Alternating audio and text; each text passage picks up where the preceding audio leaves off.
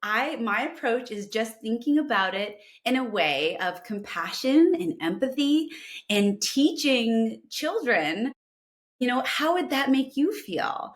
And, Hmm. how do you think they felt?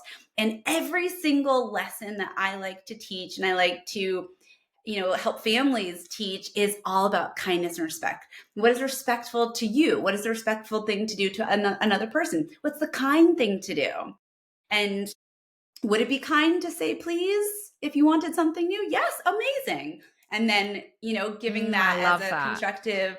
So that's my whole take on manners. And I think generationally, I grew up very similar to you, where it was, you were told you had to say Yes. that, but we didn't What do really you know the say? why. Thank Yeah, you. Yeah. exactly. Yeah. Exactly. But we didn't Yes. really know why. So Yeah. what my whole thing is like is teaching the why, and it's all about Mm, compassion and empathy. And when you think of it like that, it makes it so easy for children to understand. And who mm. doesn't want a kind, friend or a kind or respectful child? Oh Yes. my gosh. I That do makes love sense. that. Because Yeah. you're right. We weren't told why. We were just like robotically.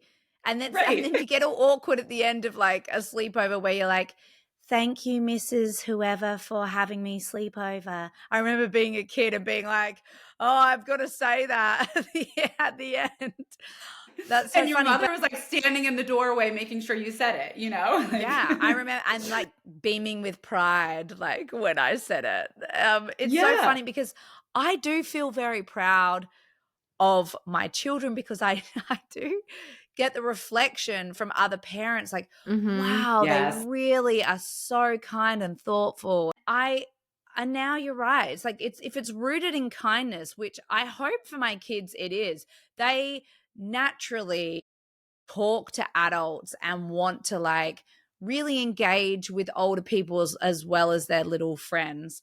I know that that's the feedback we get when, I pick up my kids from sleepovers, but I haven't shoved it down anyone's throats. I'm always just Right. like, let's just be grateful. Let's just be thankful. Let's like be kind. And I guess that's the way that you approach things is like, it's rooting it in the kindness and the understanding of like, oh, this makes people feel seen and it makes people feel like really happy to hear, oh, thank you so much because you feel appreciated.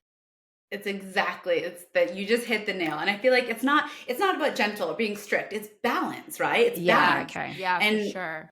and we call it, with mini manners, we call that guardrail parenting, is what we Mm. call it. So it's almost like, think about a bowling alley, right? Think about, and like when you're learning, you get gutter balls, it's gutter, and that's frustrating. And children actually, I think they want a little help. They want guidance. I think they look for Mhm. that. And it's example language when I'm teaching my own children and teaching other children. It's I might say, I'll listen when you speak kindly, or you're allowed to be upset, but you're not allowed to be unkind. I love And Mm. that. and these are just phrases that I use. And I've got a 3-year-old, and just like any other mother, people are always like, you must have the most polite children. I've got an 8-year-old girl and a 3-year-old boy, and I'm like, I have a 3-year-old boy, like everyone else on the planet has a 3-year-old boy. Yes. And so I'm working through the same things, but just language like that, where they're guardrails. You're still giving structure, Mm. but you're not allowing them to be disrespectful or unkind. Those are the two kind of Mm. guidelines of my household.